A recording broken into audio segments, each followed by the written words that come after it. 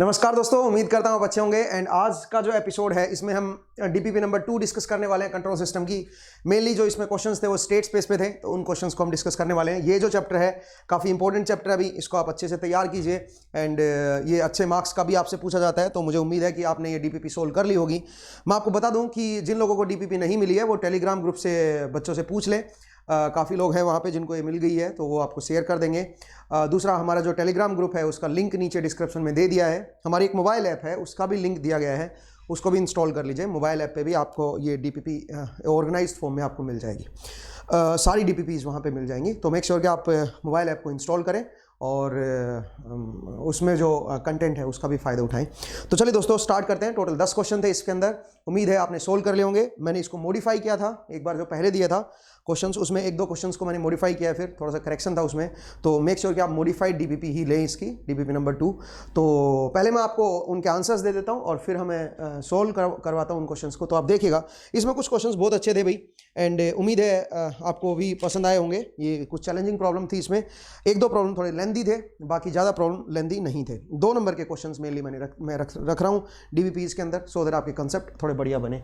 चलिए दोस्तों स्टार्ट करते हैं। तो पहले मैं एक बार आपको आंसर्स दे देता हूँ।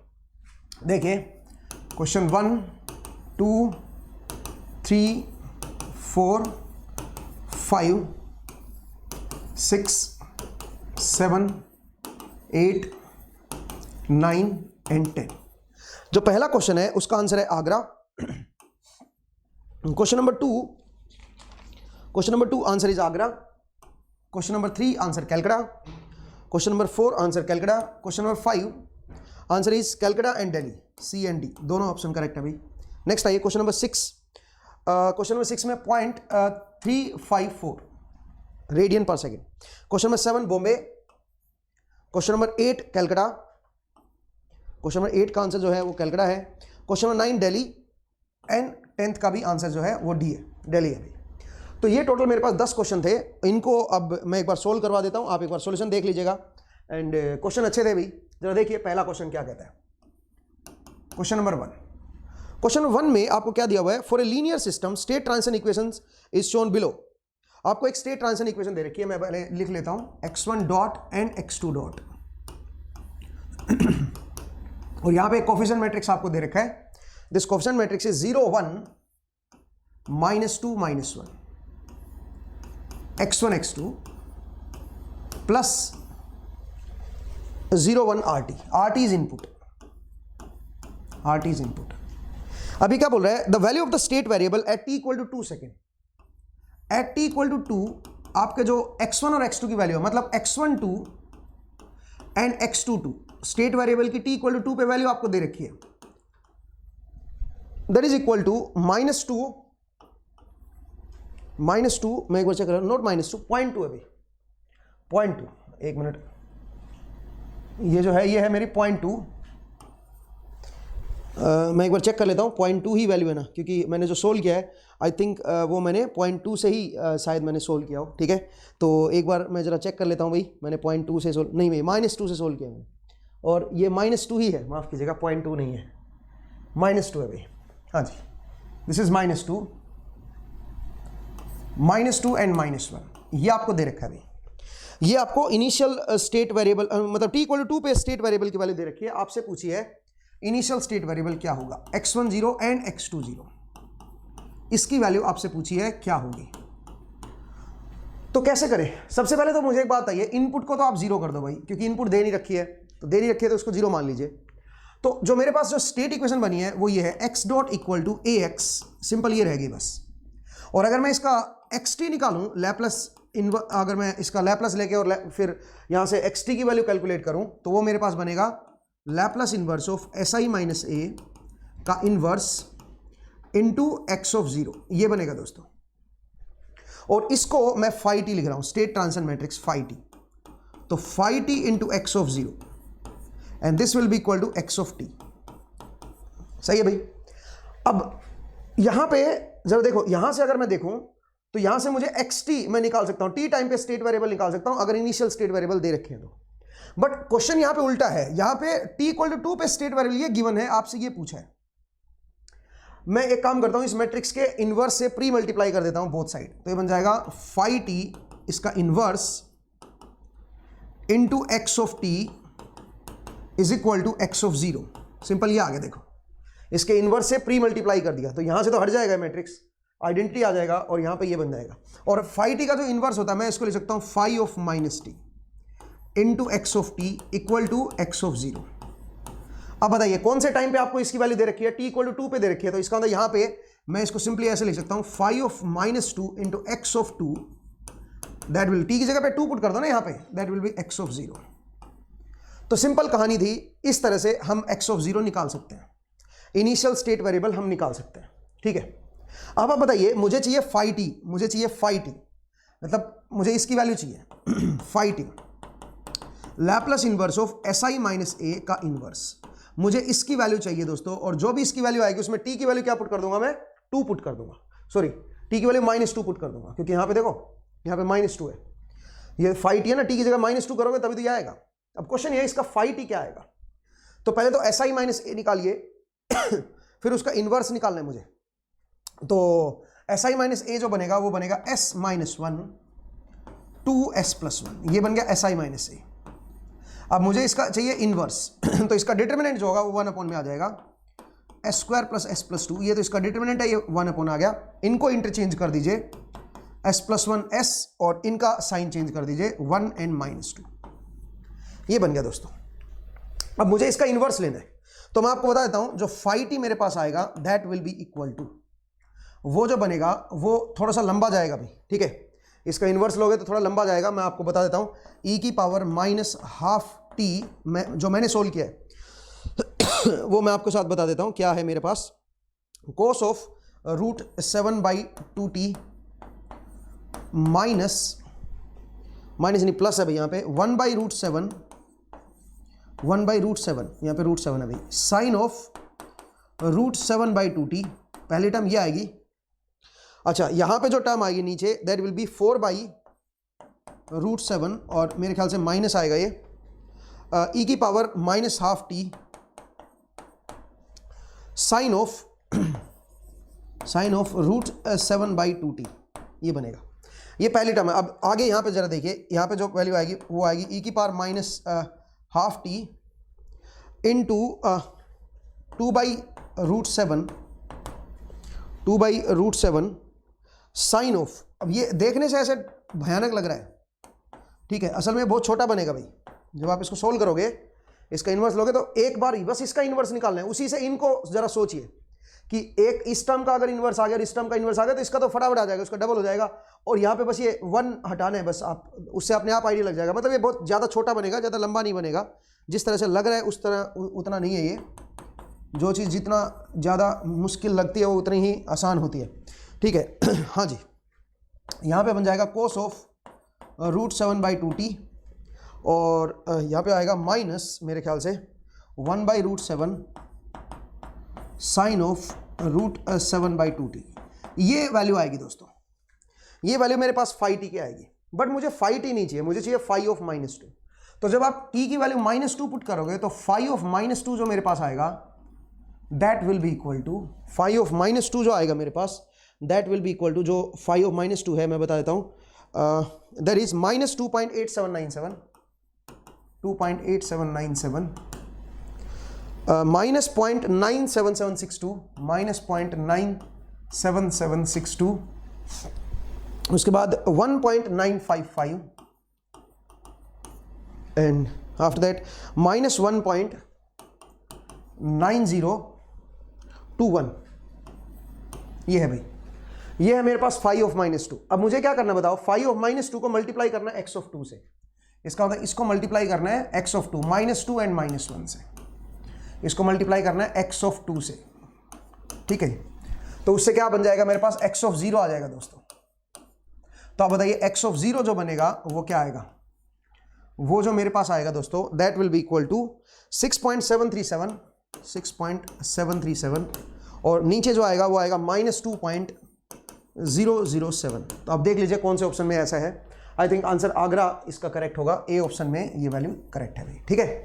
तो आंसर इज आगरा। आसान क्वेश्चन था लेकिन बढ़िया क्वेश्चन था, जरा देखिए ध्यान से, कि कैसे मैंने इसको सोल्व किया, किस तरह से इसको सोल्व करना। आइडिया इंपॉर्टेंट था, आइडिया ही लगाना था, आंसर इतना इंपॉर्टेंट नहीं होता इस स्टेज पे, आप सीख रहे हो इस स्टेज पे आइडिया बड़ा इंपॉर्टेंट होता है। तो आप जरा देखिए क्या आइडिया से हमने इसको सोल्व किया, ठीक है।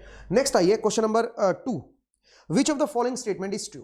तो क्वेश्चन 2 जरा देखते हैं भाई कौन सी स्टेटमेंट ट्रू है। पहली स्टेटमेंट जरा देखिए क्या करे, the state transition process can be considered as bilateral in time. State transition process का क्या मतलब है, मतलब स्टेट का ट्रांजिशन। तो जरा देखिए स्टेट का ट्रांजिशन कैसे निकालते हैं, स्टेट ट्रांजिशन इक्वेशन से,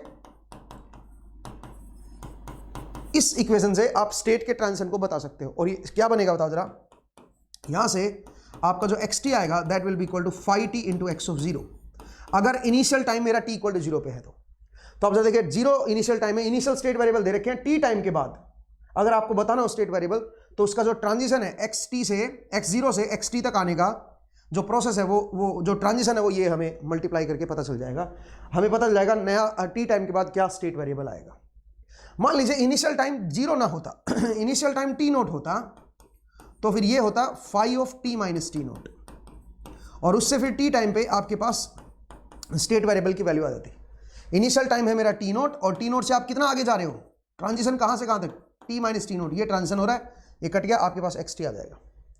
तो इसका मतलब देखा जाए तो ये जो इक्वेशन है ये स्टेट ट्रांजिशन प्रोसेस को बता रही है टाइम डोमेन में, ठीक है। अब ये कह रहा है ये बाइलेटरल होती है, बाइलेटरल का मतलब x0 से xt निकाल सकते हो, xt से x0 निकाल सकते हो, ये बिल्कुल सच है।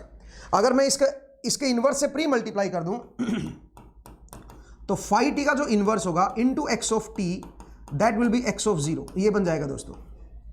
और आप बताइए जो स्टेट ट्रांजिशन मैट्रिक्स होता है उसकी प्रॉपर्टी के हिसाब से मैं इसको लिख सकता हूं 5 of minus t into x of t that will be equal to x of 0। मतलब xt से आप पीछे भी आ सकते हो, अगर आपको कोई t टाइम पे स्टेट वेरिएबल दे रखा है और आपको इनिशियल स्टेट वेरिएबल चाहिए वो भी आप कैलकुलेट कर सकते हो। तो इसका मतलब ये क्या है, बाइलेटरल है, आप xt से x0 की तरफ आ सकते हो, x0 से xt की तरफ आ सकते हो। इसका मतलब स्टेटमेंट 1 जो है वो आपकी ट्रू है भाई, स्टेटमेंट 1 जो है वो आपकी ट्रू है, ठीक है भाई, बहुत बढ़िया। नेक्स्ट आइए स्टेटमेंट 2। स्टेटमेंट 2 में क्या करा है, the equation, the state equation and the output equation are not unique. ये कह रहा है किसी भी सिस्टम की जो स्टेट इक्वेशन और जो आउटपुट इक्वेशन है वो यूनिक नहीं होती, और ये बिल्कुल करेक्ट है। सही बताऊं तो क्यों भाई, आपने पढ़ा होगा डिकम्पोजिशन में, जब आप डिकम्पोजिशन करते थे आप जो ट्रांसफर फंक्शन दिया होता था उसको आप उससे आप स्टेट डायग्राम बनाते थे। डिकम्पोजिशन जब आप ट्रांसफर फंक्शन कोई भी दिया होता था उसमें आप उसकी स्टेट डायग्राम या स्टेट इक्वेशन लिखते थे, तो उसके कई सारे मेथड होते थे। कंट्रोलेबल कैनोनिकल फॉर्म रिप्रेजेंटेशन होता था, कंट्रोलेबल कैनोनिकल फॉर्म में स्टेट डायग्राम बनाते थे या फिर स्टेट इक्वेशन लिखते थे उसकी। ऑब्जर्वेबल कैनोनिकल फॉर्म होता था, डायगोनल कैनोनिकल फॉर्म होता था, और एक और होता था जॉर्डन कैनोनिकल फॉर्म, अगर मल्टीपल आइगन वैल्यूज आ जाती थी तो। इसका मतलब आप कोई भी ट्रांसफर फंक्शन है उसको किसी भी फॉर्म में आप लिख सकते हो, किसी भी फॉर्म में उसको लिख सकते हो। लेकिन आपने शायद नोटिस किया हो हर फॉर्म में ए की वैल्यू अलग थी, ए की वैल्यू अलग आएगी, बी की वैल्यू अलग आएगी, सी की वैल्यू अलग आएगी और डी की वैल्यू अलग आएगी। अब आप सोचिए जो मेरी स्टेट इक्वेशन है वो ये है, इसमें अगर ए बदल गया तो इसका मतलब ये भी फिर डिफरेंट होंगे, ठीक है। अगर कंट्रोलेबल कैनोनिकल फॉर्म में लिख रहे हो तो x1 x2 x3 एक स्टेट वेरिएबल है, लेकिन उसी ट्रांसफर फंक्शन को अगर आप ऑब्जर्वेबल कैनोनिकल फॉर्म में लिख रहे हो तो जो x1 x2 x3 आएगा वो डिफरेंट होगा, वो एक ट्रांसफॉर्मेशन, डिफरेंट काइंड की ट्रांसफॉर्मेशन है, वो स्टेट वेरिएबल बदल चुका होगा, ठीक है। वो एक डिफरेंट स्टेट वेरिएबल बन जाएगा, z1 z2 z3 या x1 prime x2 prime x3 prime, ठीक है। तो कुल मिला के, और वैसे भी आपने देखा होगा आप ट्रांसफॉर्मेशन अप्लाई करते हो ना, तो ट्रांसफॉर्मेशन से आपके मैट्रिक्स बदल जाते हैं, तो उससे जो स्टेट वेरिएबल है वो भी तो बदल जाता है। जो नया स्टेट वेरिएबल होता है उसको आप कुछ नया, कुछ पुराने स्टेट वेरिएबल का कुछ टाइम्स लेके चलते हो ना आप, तो इसका मतलब स्टेट इक्वेशन जो होती है वो यूनिक नहीं होती, आउटपुट इक्वेशन यूनिक नहीं होती, डिफरेंट हो सकती है। डिपेंड करेगा आपने कौन से स्टेट वेरिएबल लिए हैं उसके ऊपर डिपेंड करेगा, ठीक है। तो ध्यान दीजिएगा ये बड़ा इंपॉर्टेंट केस है, बड़ा इंपॉर्टेंट स्टेटमेंट थी। तो स्टेटमेंट 1 एंड स्टेटमेंट 2 दोनों ही क्या है बताओ, दोनों ही आपकी ट्रू है। तो आंसर कौन सा आएगा बताओ, both statement true, answer is Agra. तो क्वेश्चन नंबर 2 का जो आंसर आएगा वो आगरा आएगा, सिंपल कहानी थी। नेक्स्ट आइए क्वेश्चन नंबर 3। देखिए दोस्तों क्वेश्चन नंबर 3 क्या कर रहा है। क्वेश्चन नंबर 3 में आपको क्या दिया हुआ है, एक स्टेट डायग्राम दे रखा है, ठीक है। वो मैं पहले बना देता हूं भाई, जरा देखिए। आपको एक स्टेट डायग्राम दे रखा है, हाँ जी, यहां पे है ys, this is 1/s, this is 1/s, this is 1, और यहाँ पे है RS, और यहाँ पे एक आपको इनिशियल स्टेट दे रखी है और यहाँ पे दूसरी इनिशियल स्टेट दे रखी है x2 0/s आई थिंक, और यहाँ से आपका -3 दे रखा है ये signal flow, and this is -2, ये -2 दे रखा है, ठीक है। अब सुनिए क्या कह रहा है ये, the value of the state variable at t = 1, मतलब आपको स्टेट वेरिएबल की वैल्यू दे रखी है t = 1 पे, और उसकी जो वैल्यू है दैट इज इक्वल टू, वो जो वैल्यू दे रखी है दैट इज 0.2325, 0.2325, एक तो ये है, और एक है मेरे पास -0.0972, ये आपको दूसरी वैल्यू दे रखी है -0.0972। अब आपसे क्या पूछा है, आपसे पूछा है इनिशियल स्टेट वेरिएबल x1 0, मतलब ये तो रिपीट कर गया क्वेश्चन, जरा देखो क्वेश्चन पहले वाला ही है बट थोड़ा डिफरेंट फॉर्म में दे दिया बस। अब सुनिए यहाँ पे 1/s है, यहाँ पे x1 लिखा हुआ है, ध्यान से देखना, यहाँ पे x1 लिखा हुआ है, तो इसका मतलब ये क्या बन जाएगा, ये बन जाएगा x1 डॉट, बिकॉज ये आगे की तरफ इंटीग्रेट हो रहा है, तो इसका मतलब इसको आप डिफरेंशिएटेड फॉर्म में लिखो x1 डॉट, तब ये x1 बनेगा, और क्योंकि पीछे 1/s है तो इसी को आप क्या लिख दो x2, तो ये क्या बन जाएगा x2 डॉट। अब सुनिए मुझे क्या करना है, मुझे इसका स्टेट ट्रांजिशन इक्वेशन चाहिए, सॉरी स्टेट इक्वेशन चाहिए मुझे, उससे मेरे पास कोफिशिएंट मैट्रिक्स A आ जाएगा और उससे मैं phi t निकाल सकता हूं। मैं जानता हूं क्या x0 जो आएगा that will be equal to phi of -t into x of t, ये मुझे पता है, और t की वैल्यू क्या पुट करनी है, 1 पुट करनी है, तो मैं जानता हूं जो इनिशियल स्टेट वेरिएबल आएगा that will be equal to phi of -1 x of 1, t की वैल्यू मुझे 1 पुट करनी है, उससे आ जाएगा, ठीक है। तो x0 मुझे निकालना है, बट उसके लिए पहले phi t तो चाहिए ना, और phi t के लिए क्या चाहिए, कोफिशिएंट मैट्रिक्स, तो कोफिशिएंट मैट्रिक्स के लिए स्टेट इक्वेशन बनानी पड़ेंगे आपको। अब आप स्टेट इक्वेशन कैसे बनाते हो, अगर आपको सिग्नल फ्लो ग्राफ दे रखा है, अगर स्टेट डायग्राम दे रखा है, उससे स्टेट इक्वेशन कैसे बनाते हैं बताओ, 1/s को हटा दीजिए, ठीक है, ये 1/s जो है ये आपका हट जाएगा, ठीक है, और ये स्टेट इनिशियल कंडीशंस भी आप हटा दीजिए, ठीक है, इनका भी कोई मतलब नहीं है। अब जरा देखिए, अब यहां से मैं स्टेट इक्वेशन लिख सकता हूं कैसे, जरा बताइए, यहां पे x1 डॉट है सबसे पहले, तो x1 dot must be equal to क्या होना चाहिए, x2, बिकॉज x1 के पास कोई इनकमिंग तो है नहीं, तो इसका मतलब this must be equal to x2। अच्छा बताइए x2 डॉट क्या बनेगा, x1 से कितना आ रहा है, -2, और x3 से कितना आ रहा है, -3, ये x2 से आ रहा है, और एक RT से आ रहा है, क्योंकि टाइम डोमेन में लिख रहा हूं तो ये RT बन जाएगा। तो अब बताइए अगर मैं यहां से इक्वेशन लिखूं, मैट्रिक्स लिखूं, x1 dot x2 dot that will be equal to, obviously time के फंक्शन है ये ध्यान देना, इनटू में x1 x2 and plus RT, ये मेरी स्टेट इक्वेशन बनेगी, बताओ 0 1 0, और दूसरा फिर -2 -3 एंड 1, ये बनेगा, ये मेरे पास A मैट्रिक्स आ गया, और यहां से अब मैं क्या करूंगा, phi t निकालूंगा, तो मैंने phi t कैलकुलेट कर रखा है, अभी मैं आपको बता देता हूं मेरे पास क्या आया है phi t, उसकी वैल्यू आपको मैं बता देता हूं, जो मैंने यहां से कैलकुलेट किया, आप करना जरा कैलकुलेट, वो बनेगा 2e की पावर -t, e की पावर -t माइनस e की पावर -2t। अच्छा यहां पे जो वैल्यू दूसरी e की पावर -t माइनस e की पावर -2t, नेक्स्ट नीचे आ जाइए, -2 e की पावर -t प्लस 2 e की पावर -2t, नेक्स्ट है मेरे पास -e की पावर -t प्लस 2 e की पावर -2t, ये यहां पे आ जाएगा, तो ये मेरे पास phi t आ जाएगा दोस्तों। अब मुझे t की वैल्यू क्या पुट करनी है, -1, और इनटू में क्या करना है 1, तो जरा देखिए क्या बनेगा, t की वैल्यू जब -1 पुट करोगे तो मेरे पास इसकी जो वैल्यू बनेगी वो क्या आएगी, वो मैं बता देता हूं आपको, एक मिनट जरा रुकिए, एक बार जरा, ये कौन सा क्वेश्चन था, क्वेश्चन नंबर 3, एक बार रुकिए जरा, वेट कीजिए भाई, हाँ 2e की पावर -t माइनस e की पावर -2t, ये करेक्ट है भाई, हाँ, तो इसमें जब आप वैल्यू पुट करोगे, t की वैल्यू जब आप यहाँ पे 1 पुट करोगे तो क्या वैल्यू आएंगी वो मैं बता देता हूँ आपको, t की वैल्यू क्या पुट करनी है, -1, हाँ, तो ये वैल्यू आएगी -1.9525, अगला जो है वो बनेगा -4.671, एक बार आप चेक कर लें भाई, 9.3415, और एक बनेगा 12.059 और इसको फिर मल्टीप्लाई कर दो किससे, x1 से, विच इज 0.2325 एंड एक बनेगा -0.0972। इससे जो वैल्यू आएगी दोस्तों that will be equal to, एक तो 0 बन जाएगा और एक ये बन जाएगा -1, या देखता हूं जरा, +1 बनेगा भाई, माफ कीजिएगा, ये बनेगा। और ऐसा किस ऑप्शन में है, ऐसा केवल एक में है, कलकत्ता में। ठीक है, तो जरा देखिए दोस्तों, क्वेश्चन बहुत आसान था। आपको इस क्वेश्चन में दो चीजों की इंफॉर्मेशन होनी चाहिए। एक तो आपको पता होना चाहिए स्टेट डायग्राम से स्टेट इक्वेशन कैसे बनाते हैं, दूसरा आपको इसके बारे में पता होना चाहिए। तो बाकी तो कैलकुलेशन है इसमें, और कुछ है नहीं। ठीक है, तो क्वेश्चन बहुत अच्छा था भाई, उम्मीद है आपने सोल्व कर लिया होगा। नेक्स्ट आइए क्वेश्चन नंबर 4 पे। क्वेश्चन 4 जरा देखिए क्या करें। A multi variable system given below, आपको कोई मल्टी वेरिएबल सिस्टम दे रखा है और उसकी डिफरेंशियल इक्वेशन दे रखी है, और वो है d2y1t/dt² +4 dy1t/dt +4 dy1t/dt प्लस नहीं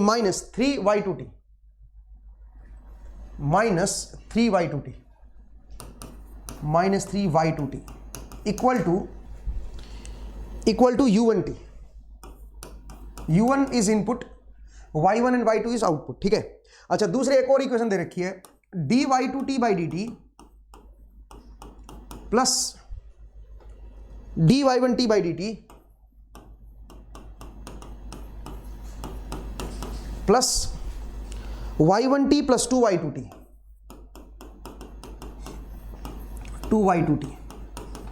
y1t plus 2y2t equal to u2t।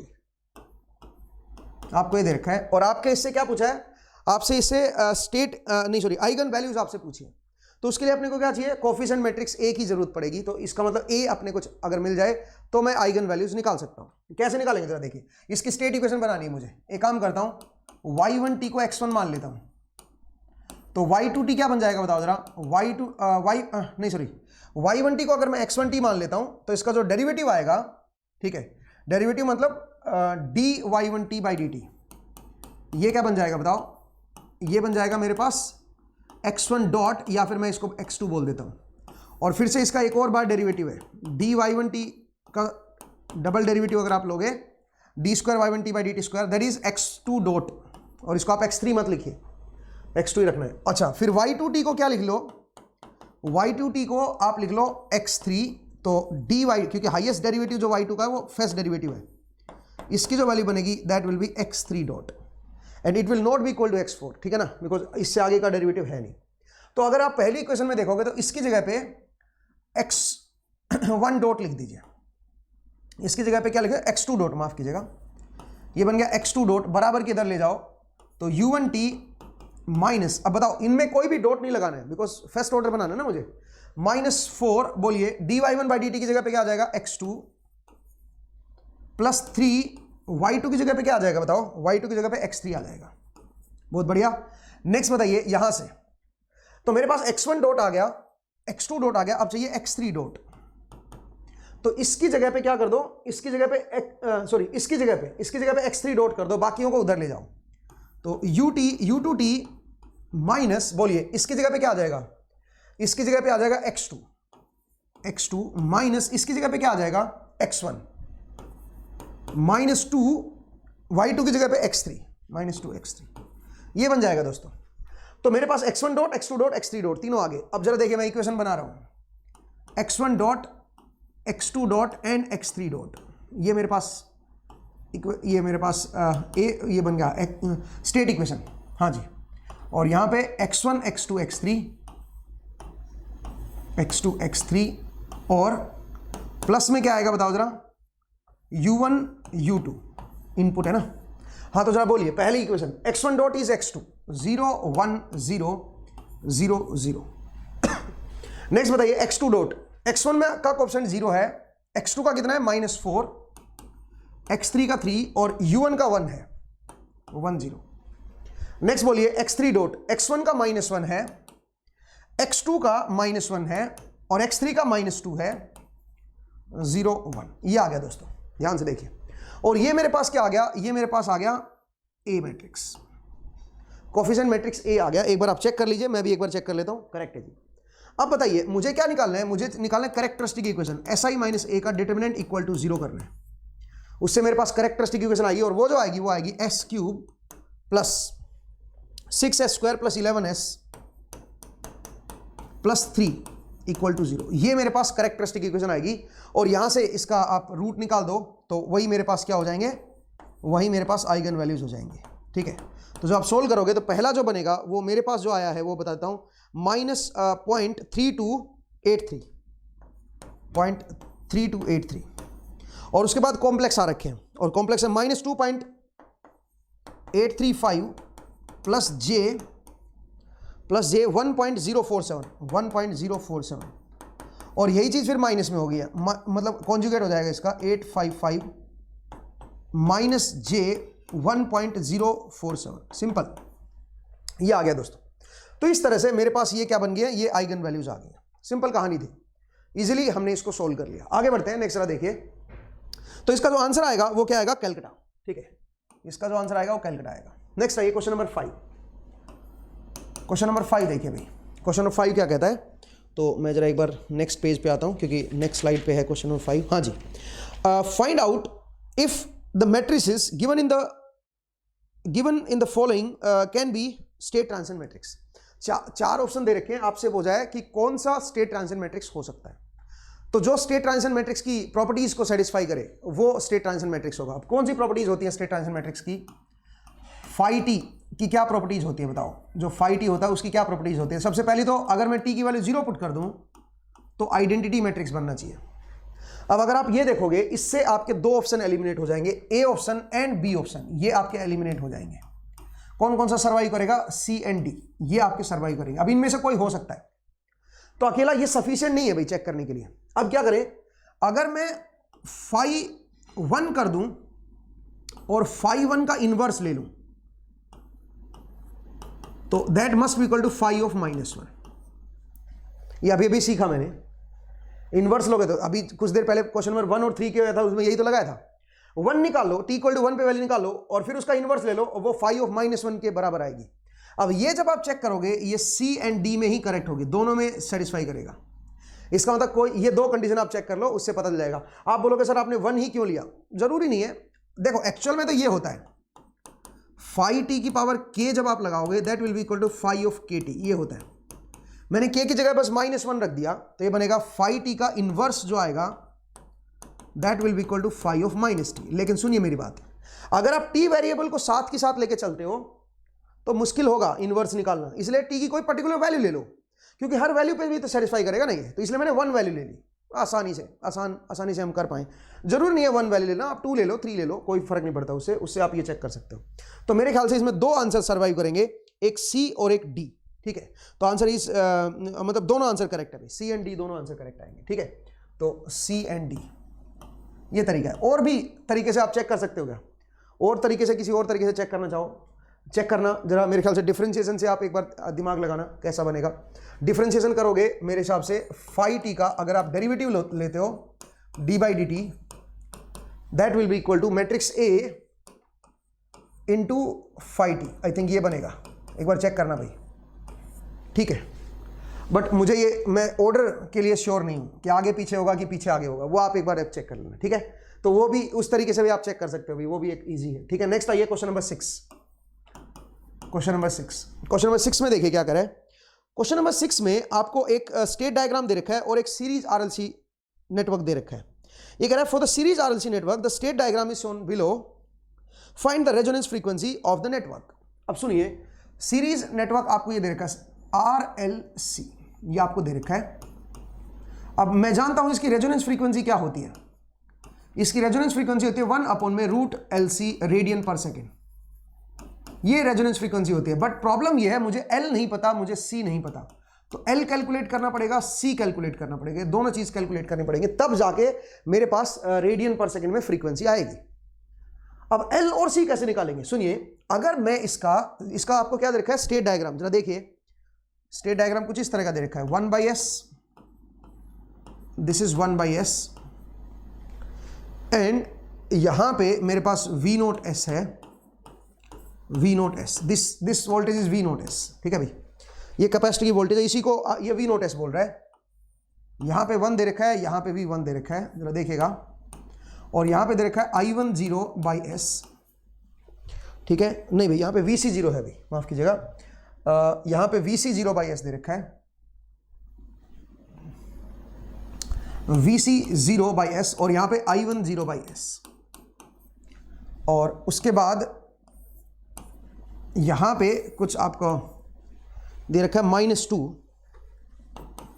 और यहाँ से आपको दे रखा है, ये दे नहीं रखा भाई, इसकी वैल्यू देनी चाहिए वैसे तो, बट देनी है, जरूरत नहीं है। ये है 1/4, दिस इज RS इनपुट।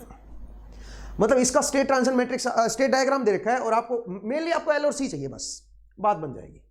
अब कैसे निकाले इसका स्टेट डायग्राम, कैसे निकाले? सबसे पहले आप एक काम कीजिए, इसकी स्टेट इक्वेशन बताते हैं। ये मेरे पास मान लीजिए सप्लाई वोल्टेज है RT, या मैं भी स्मॉल में लिख देता हूँ RT, वोल्टेज लिख लो ना इसको, RT इज VT, VIT आप इसको लिख सकते हो, दिस इज VIT या VIS लैप्लास डोमेन में लिख रहे हो। तो अगर मैं जरा देखूं तो इसमें जो स्टेट वेरिएबल होंगे, एक तो ऑब्वियसली यहां से क्या नजर आ रहा है, एक तो क्या होगा VCT स्टेट वेरिएबल होगा, और एक होगा ILT या IT लिख दो सिंपली, क्योंकि जो इंडक्टर का करंट और कैपेसिटर की वोल्टेज यही तो होती है स्टेट वेरिएबल। अब यहां पे जरा देखिए, जो इक्वेशन बनेगी KVL, तो बनेगी VIT minus LdIT/dt minus RIT, मतलब this voltage minus this drop minus VCT equal to 0। अब जानबूझ के मैंने VCT लिखा है यहां पे। इससे क्या होगा, मेरे पास I.T आ जाएगा, देखो ध्यान से, I.T की वैल्यू आ जाएगी, और वो क्या बनेगी बताओ जरा। इसको बराबर के उधर जाओ, L को नीचे ले आओ ना, तो ये बन जाएगा -R/L into IT minus 1/L into VCT, और क्या बनेगा बताओ जरा, एक और बन जाएगा, बताओ, वो बनेगा VIT/L, ये बनेगा। तो इसका मतलब I.T आ गया मेरे पास, I.T की वैल्यू आ गई। तो I.T तो यहां पे है, जरा देखो ध्यान से इसने लिखा है क्या? वैसे लिखा नहीं है, बट यहां पे क्योंकि इनिशियल कंडीशन यहां पे आ रही है करंट की, तो इसका मतलब ये बनेगा IT। एक मिनट जरा रुकिए, तो ये जो वैल्यू आएगी, this value will be IT, और ये क्या बन जाएगा, ये बन जाएगा I.T, ये बनेगा VCT, और ये बन जाएगा V.T, VCT डॉट, ये बन जाएगा VCT डॉट। अब आप बोलोगे ये कैसे VCT लिख दिया? बिकॉज मैं जानता हूं आउटपुट जो V0T है that is equal to VCT। Output जो है वो आउटपुट जो है वो VCT के बराबर है, इसके इसलिए 1 है यहाँ पे, और यहाँ से VCT आउटपुट आ जाएगा। अच्छा, दूसरी बात, VC डॉट कैसे निकालोगे? मैं जानता हूं C dVCT/dt equal to IT होता है, तो यहां से मेरे पास क्या आ जाएगा, VCT डॉट आ जाएगा, that will B 1/C into IT। जरा ध्यान से देखिए, VCT डॉट जो होगा that will B 1/C into IT। एक बार जरा चेक कर लीजिए, कोई गड़बड़ ना हो भाई, ठीक है, 1/C इंटू IT। एक बार मैं चेक कर लेता हूँ, मैंने कुछ गड़बड़ कर दी भाई, स्टेट डायग्राम थोड़ा सा गड़बड़ कर दिया है, जरा देखिएगा, मैं इसको थोड़ा सा इरेज करता हूँ यहाँ पे। हाँ जी, स्टेट डायग्राम में थोड़ी सी मिस्टेक हो गई है यहाँ पे, ज़्यादा नहीं हुई है, थोड़ी सी ही हुई है, तो जरा देखिए कैसे दे रखा है ये। हाँ जी, यहाँ पे आपको एक 1/2 दे रखा है, और यहाँ पे फिर 1/S लगा रखा है, एक बार देख लीजिए। हाँ, इस तरह का है। हाँ, तो ये VCT है, तो ये VCT डॉट बनेगा, VCT डॉट बनेगा, और ये IT बनेगा, माफ कीजिएगा, इस तरह का लिखेंगे, ठीक है ना। हाँ, तो ये बनेगा। अब आप बताइए, तो आउटपुट जो है वो VCT ही है, तो ये बराबर यही वाला हो गया, तो इसलिए मैंने इसको VCT बोला, ये VCT डॉट हो गया। तो VCT डॉट किसके बराबर है? 1/C of IT। तो IT से जो आएगा वो 1/C से मल्टीप्लाई हो गया आ जाएगा, ठीक है। तो इसका मतलब ये मैंने इक्वेशन, ये मेरा जो स्टेट डायग्राम था उसमें IT कहाँ आएगा, IT प्राइम कहाँ आएगा, VCT कहाँ आएगा, VCT प्राइम कहाँ पे, VCT डॉट कहाँ पे आएगा, वो सब हमने दिखा दिया। अब सुनिए, अब मैं इसकी स्टेट इक्वेशन लिखना चाह रहा हूं, तो मैंने बताया था स्टेट इक्वेशन लिखते टाइम अब क्या करोगे, 1/S जो है उसको हटा दो, और ये जो इनिशियल कंडीशंस हैं इनको भी आप हटा दो, 1/S जो है उसको आप हटा दो, इनिशियल कंडीशंस आप हटा दो, ठीक है, ये मेरे पास बनेगा। अब सुनिए मेरी बात, अब ध्यान से देखना, यहां से अगर मैं देखूं तो IT प्राइम क्या है, IT prime must be equal to क्या होना चाहिए बताओ जरा, -2IT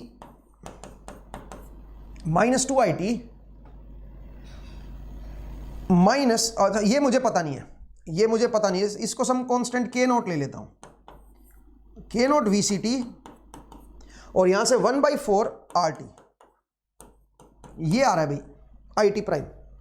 अब अगर मैं इसको कंपेयर करूं इस इक्वेशन के साथ, तो जरा देखिए आई टी का जो कोएफिशिएंट है यहां पे माइनस आर बाई एल है, यहां पे 2 है, तो इसका मतलब R by L must be equal to 2। दूसरा आर टी का जो कोएफिशिएंट है, आर टी माने इनपुट, वी आई टी, उसका 1/L है और यहां पे है 1/4, तो इसका मतलब एल की वैल्यू जो आएगी वो तो 4 आ जाएगी सीधे सीधे, और यहां पे अगर मैं करूंगा तो आर की वैल्यू आ जाएगी 8। बहुत बढ़िया भी, तो आर आ गया, एल आ गया, मुझे सी और चाहिए। अब बताइए वीसीटी की अगर आप लिखते हो equation, VCT must be equal to, अगर स्टेट डायग्राम से मैं देखूं तो VCT must be equal to क्या होना चाहिए, आई टी से आ रहा है incoming 1/2 I T, 1/2 I T, तो इसका मतलब सी की वैल्यू क्या होगी बताओ, सी की वैल्यू होगी 2, एल की वैल्यू 4, सी की वैल्यू आ गई 2। तो अब बताइए जो रेजोनेंस फ्रीक्वेंसी बनेगी that will be equal to 1/√LC, 1/8, और 1/√8 की वैल्यू अगर आप निकालोगे तो मैंने जो आंसर दिया है वो क्या आंसर दिया है एक बार देख लीजिए, 0.354 रेडियन पर सेकेंड, ये आंसर आएगा भाई। ठीक है, आसान क्वेश्चन था लेकिन मजेदार था, थोड़ा ध्यान से देखिए किस तरह से हमने इसको सोल्व किया। नेक्स्ट आइए क्वेश्चन नंबर 7, देखिए क्वेश्चन नंबर 7 देखिए भाई, क्वेश्चन 7 क्या कर रहा है मुझे, क्वेश्चन 7 में ये कह रहा था अबो system is under damped, over damped, critically damped, oscillatory. कैसा होगा ये सिस्टम, ये वाला सिस्टम। तो अगर मैं इससे स्टेट इक्वेशन बनाऊं, जरा देखिए मुझे ए मैट्रिक्स आ जाए तो पता चल जाएगा। ठीक है, तो इनिशियल जो है मेरा वो वीसीटी डॉट है, जरा देखिए, तो मैं इससे स्टेट इक्वेशन बना रहा हूं, VCT dot and IT dot, that will be equal to, बोलिए वीसीटी एंड आईटी की टर्म में मुझे चाहिए, वीसीटी एंड आईटी। तो बताइए इसकी टर्म में क्या बनेगा, वीसीटी का जो कोएफिशिएंट है, आउटपुट जरा देखो ये इसके बराबर है, ध्यान से देखना भाई। हाँ जी, तो अगर मैं यहां से देखूं तो मेरे पास वीसीटी डॉट जो है वो है 1/2 आई टी, इसका मतलब 0 1/2 I T plus 0 V I T, input का कोई फंक्शन नहीं है। नेक्स्ट बताइए आई टी डॉट क्या बनेगा, वीसीटी का कितना है बताओ, वीसीटी का कितना है बताओ, -1/L, और L की वैल्यू कितनी है 4, तो -1/4 बन जाएगा ये, क्योंकि यहां से तो मुझे पता नहीं चल रहा ना, यहां से दे नहीं रखा के नोट, बट अगर मैं यहां से कंपेयर करके देखूं तो यहां पे -1/L है वीसीटी का कोएफिशिएंट, और L की वैल्यू मुझे पता है, तो ये बन जाएगा -1/4। एंड बताइए आईटी का क्या ये क्या बनेगा, आईटी का कोएफिशिएंट, आईटी का बनेगा -R/L, -2, दिस इज -2। ठीक है भाई, एक बार चेक कर लीजिए, और इनपुट का क्या है बताओ, प्लस 1/4 RT, यहां पे 1/4 बन जाएगा। मेरे पास ए मैट्रिक्स आ गया ना, बस अब मुझे इससे अंडर डैम्प्ड ओवर डैम्प्ड का पता चल जाएगा। कैसे, मैं निकालूंगा SI माइनस ए का डिटरमिनेंट, करेक्टरिस्टिक इक्वेशन निकाल लो बस, और इसको 0 कर दो। अब जो करेक्टरिस्टिक इक्वेशन आएगी वो आएगी S -1/2, पहले तो SI माइनस ए निकाल लो ना, 1/4 S + 2, और इसका मुझे डिटरमिनेंट लेना है, तो बताओ क्या बनेगा, S × S + 2 plus 1/8 equal to 0, ये करेक्ट है, तो बन गया S² + 2S प्लस 1/8। अब आप बताओ इसका डिस्क्रिमिनेंट चेक करो, B² - 4AC, B² - 4AC, तो ये जो है ये ग्रेटर देन 0 है, तो इसका मतलब ये सिस्टम कैसा है, ओवर डैम्प्ड, ये आपका ओवर डैम्प्ड हो जाएगा, ओवर डैम्प्ड। इसका मतलब इसके जो रूट आएंगे वो आपके रियल एंड अनइक्वल आएंगे, तो इसका मतलब सिस्टम कैसा है, ओवर डैम्प्ड। तो आंसर कौन सा हो जाएगा इसका, क्वेश्चन नंबर 7 का जो आंसर है वो बॉम्बे आएगा भाई, question number 7 answer is Bombay.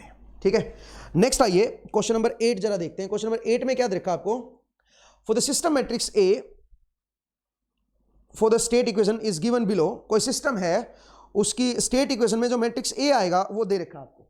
जरा देखिए क्वेश्चन नंबर 8, ए मैट्रिक्स आपको दे रखा है, और ए मैट्रिक्स की जो वैल्यू है 0 1 0 1 0 0 0 1 -K1 -1 -K2, ये दे रखा है।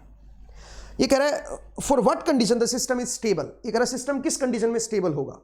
तो स्टेबल के लिए पोल चेक करते हैं हम लोग। ठीक है, तो आप बताइए, पहले तो इससे आप करेक्टरिस्टिक इक्वेशन निकाल लो, तो पहले SI माइनस ए लिखो भाई, SI माइनस ए मैट्रिक्स जो बनेगा, SI माइनस ए मैट्रिक्स जो आएगा that will be equal to S -1 0 0 S -1 K1 1 and S + K2, ये बन जाएगा भाई। ये मेरे पास क्या बनेगा, SI माइनस A मैट्रिक्स बन जाएगा। अब इसका डिटर्मिनेंट मुझे चाहिए, तो कैसे निकालेंगे, S इंटू, बताइए, S into S plus K2 plus one into, बोलिए, प्लस वन इंटू K1। ये मेरे पास करेक्टरिस्टिक इक्वेशन आ गई, ये बन जाएगा S cube plus K2 S square plus S plus K1 और इक्वल टू 0। ये मेरे पास करेक्टरिस्टिक इक्वेशन है दोस्तों, ठीक है। अब मुझे राउथ लगाना है इसके ऊपर, तो राउथ कैसे लगाएंगे बताओ जरा, S क्यूब S स्क्वायर, तो S क्यूब में क्या है 1 और यहाँ पे फिर 1 और यहाँ पे क्या बनेगा S स्क्वायर में K2 और ये क्या बन जाएगा K1। तो आप बोलिए S की पावर 1 क्या बनेगा बताओ, this into this minus this into this, तो K2 minus K1 by K2 0 और S की पावर 0 में क्या आ जाएगा K1।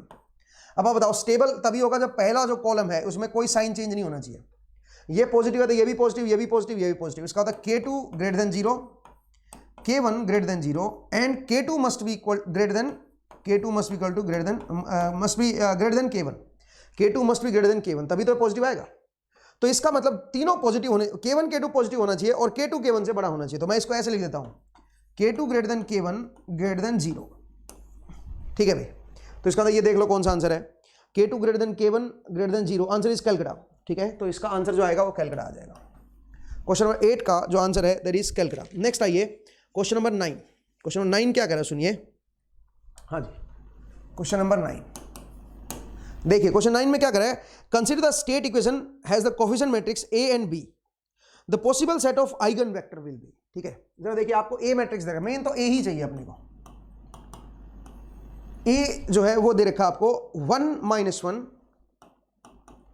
0 माइनस 1, मुझे इसका आइगन वेक्टर चाहिए। तो इसकी आइगन वैल्यू जो आएंगी वो दो आएंगी, आइगन वैल्यूज वो इसकी बनेगी एक 1 और एक -1, दो आइगन वैल्यूज आएंगी।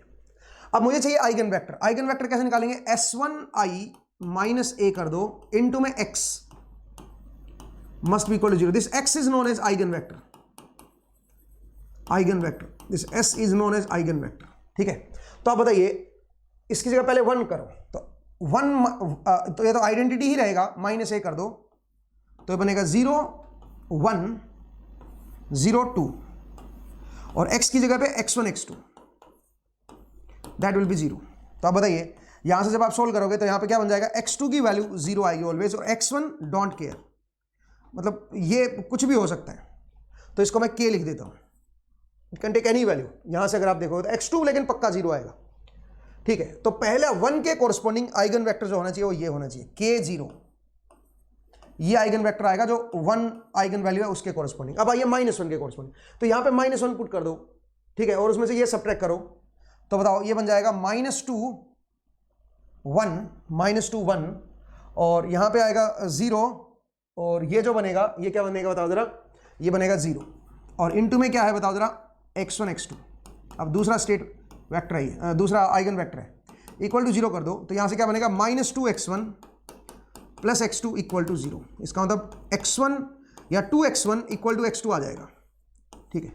ये इसका स्टेट वेरिएबल। तो इसका मतलब जो भी आप स्टेट वेरिएबल लिखोगे, स्टेट वेक्टर जो भी आप लिखोगे, तो स्टेट आइगन वेक्टर कह रहा हूं, स्टेट वेक्टर नहीं भाई, जो आइगन वेक्टर आएगा वो क्या बनेगा, पहले के कोरस्पॉन्डिंग k0 है और दूसरे के कोरस्पॉन्डिंग x2 को अगर आप c लिख रहे हो तो इसको आप x2 को अगर आप c लिख रहे हो तो इसको c/2 लिखो, या फिर इसको अगर आप c लिख रहे हो x1 को, जरा देखिए दूसरे को अगर आप लिख रहे हो तो मान लीजिए x1 को c लिख रहे हो तो x2 को 2c लिखोगे, मतलब इसका डबल होना चाहिए और इसमें ये नीचे 0 होना चाहिए। अब आप देख लो कौन से ऑप्शन में ऐसा है, ऐसा कौन से ऑप्शन में है वो आप देख लो। आंसर मेरे ख्याल दिल्ली में ऐसा इस तरह का है, इसका डबल है ये नीचे वाला, ठीक है, और यहाँ पे 1 0 है। आप ऊपर नीचे भी कर सकते हो, अगर ऊपर नीचे करोगे तो ये 0 2 और ये फिर 1 समथिंग कुछ ऐसा कुछ होना चाहिए, 0 1 या 1 1 होना चाहिए। मतलब जरूरी नहीं है ऑर्डर ऐसे ही लिखे ऊपर नीचे, ठीक है, ऑर्डर उल्टा भी कर दो, लेकिन वो मैच केवल एक में ही कर रहे हैं। कौन से में, दिल्ली में कर रहा है। दिल्ली में जरा देखो इस तरह का लिखा हुआ है 1 0 एंड 1 2, तो सेटिस्फाई कर तो रहा है। सी की वैल्यू 1 ले लो, अपने आप डबल हो जाएगा ये, और यहाँ पे 0 यहाँ पे 1, ठीक है, इस तरह का बनेगा। सिंपल कहानी थी। तो इसका आंसर जो आएगा that will B Delhi, D. Next आइए क्वेश्चन नंबर 10। क्वेश्चन नंबर 10 क्या कह रहा है सुनिए, आपको ए मैट्रिक्स दे रखा है, हैज आइगन वैल्यूज 2 1 1 देखिए आपको ए मैट्रिक्स दे रखा है और ए जो मैट्रिक्स है 0 6 -5 6 -5 1 0 2 1 0 2 3 2 4 3 2 4 ये आपको कोई ए मैट्रिक्स दे रखा है और इसकी जो आइगन वैल्यूज हैं λ1 λ2 λ3 वो आपको दे रखी हैं, दैट इज 2 1 1 2 1 1 ये आपको इसकी आइगन वैल्यूज दे रखी हैं। अब सुनिए ये कह रहा था eigenvector corresponding to first one जो ये होगा इसके कोरस्पॉन्डिंग जो आइगन वेक्टर आएगा दैट विल बी 1 -3/7 एंड -5/7। ये कह रहा है ये इस वन के कोरस्पॉन्डिंग जो आएगा, पहला वन जो भी ले रहे हो उसके कोरस्पॉन्डिंग ये मेरा आइगन वेक्टर बनेगा। आपसे पूछ रहा है इसके कोरस्पॉन्डिंग क्या बनेगा, इसके कोरस्पॉन्डिंग क्या बनेगा, ये आपको बताना है। ठीक है, तो ये कैसे निकालेंगे, इसके कोरस्पॉन्डिंग कैसे निकालेंगे, वो कैसे निकालेंगे सुनिए, वो आएगा λ3i - a इनटू क्या करेंगे x must be equal to negative of this, must be equal to -1 3/7 and 5/7 इसके बराबर आएगा। ठीक है, λ3i - a into x must be, तो x की वैल्यू अपने को निकालनी है, x की जगह x1 x2 x3 कर दो और λ3 की वैल्यू कितनी है 1 वो पुट कर दो, इसका नेगेटिव होगा इस बार। तो जब आप इसको सोल्व करोगे तो यहां से इक्वेशंस आएंगी, जरा देखिएगा मैं लिख देता हूं क्या बनेगा। ये जो बनेगा यहां पे ये बनेगा 1 -6 5 -1 1 -2 एंड -3 -2 -3। ठीक है भाई, इनटू में x1 x2 x3 और बराबर की इधर जो आएगा that will be equal to -1 3/7 5/7। Interestingly इसके इनफाइनाइट मेनी सॉल्यूशन आएंगे, इनफाइनाइट मेनी सॉल्यूशन आएंगे। आप चेक करके देख लो, इसका जो डेल्टा आएगा, क्रैमर रूल, डेल्टा जो है वो भी 0 आएगा, डेल्टा 1 भी 0 आएगा, डेल्टा 2 भी 0 आएगा, डेल्टा 3 भी 0 आएगा, तीनों 0 आ रहे हैं। इसका मतलब इसके इनफाइनाइट मेनी सॉल्यूशन आएंगे। और जो आपके ऑप्शन में दे रखे हैं ए बी सी में, वो ऑप्शन सेटिस्फाई नहीं कर रहे हैं, कोई भी ऑप्शन इसको सेटिस्फाई नहीं कर रहा है। इसका मतलब इसका जो आंसर आएगा दैट मस्ट बी डी। ठीक है, इसके इनफाइनाइट मेनी सॉल्यूशन आ सकते हैं। आप x1 की कोई एक वैल्यू लेके देख लो और बाकियों की वैल्यू निकाल लो, बट अपने को ऐसे नहीं निकालना है, अपने को ऑप्शन में से देखना है कि कौन सा करेक्ट होगा, तो कौन सा ऑप्शन सेटिस्फाई कर रहा है इन इक्वेशंस को वो देखना है। तो कोई भी ऑप्शन इन इक्वेशंस को सेटिस्फाई नहीं करेगा, इसलिए आंसर क्या बन जाएगा, डेली बन जाएगा, मतलब नन ऑफ दिस आंसर आएगा। ठीक है भाई, तो ये मेरे टोटल 10 क्वेश्चन थे, आसान डीपीपी थी, 1-2 क्वेश्चन बहुत बढ़िया थे भाई। उम्मीद है आपने इसको सोल्व कर लिया होगा। अगर आपको ये वीडियो से कुछ कंसेप्ट क्लियर हुआ हो या एक आधा क्वेश्चन आपका रेक्टिफाई हुआ हो तो इसको लाइक जरूर कर दें वीडियो को, और हमारा जो बेल आइकन है उसको प्रेस कर दीजिए, चैनल को सब्सक्राइब कीजिए भाई। ठीक है, अपने दोस्तों के साथ शेयर कीजिएगा सो दैट ज़्यादा से ज़्यादा स्टूडेंट हमारे साथ जुड़ सकें। अच्छा, एक हमारी मोबाइल ऐप है, उसको आप उसको स्कैन कर लीजिए यहाँ से। अगर स्कैन नहीं होता है तो इस नाम से सर्च कीजिएगा, CES लर्निंग, इससे आप इंस्टॉल कर लीजिएगा। वहाँ पे भी आप डीपीपी अपलोड होंगी, उनको ले सकते हो, उनको सोल्व कर सकते हो। ये हमारे नंबर है भाई 7508211721 एंड 9988167932। इस पे आप मैसेज कर सकते हो या फिर कोई कॉल कर सकते हो, आपको कोई भी इंक्वायरी करनी है। और ये हमारी वेबसाइट का लिंक है cesedu.co.in, यहाँ से आप कोर्सेज परचेज कर सकते हो, यहाँ से भी आप जानकारी ले सकते हो, तो मोबाइल ऐप से भी कोर्स परचेज कर सकते हो दोस्तों। तो आज के एपिसोड में इतना ही, नेक्स्ट एपिसोड में आपसे फिर से मुलाकात होगी। अपना ख्याल रखिए, पढ़ते रहिए, मुस्कुराते रहिए, घर पे रहिए, सेफ रहिए। ठीक है दोस्तों, आज के लिए इतना ही, नेक्स्ट टाइम मिलते हैं। Thank you, take care.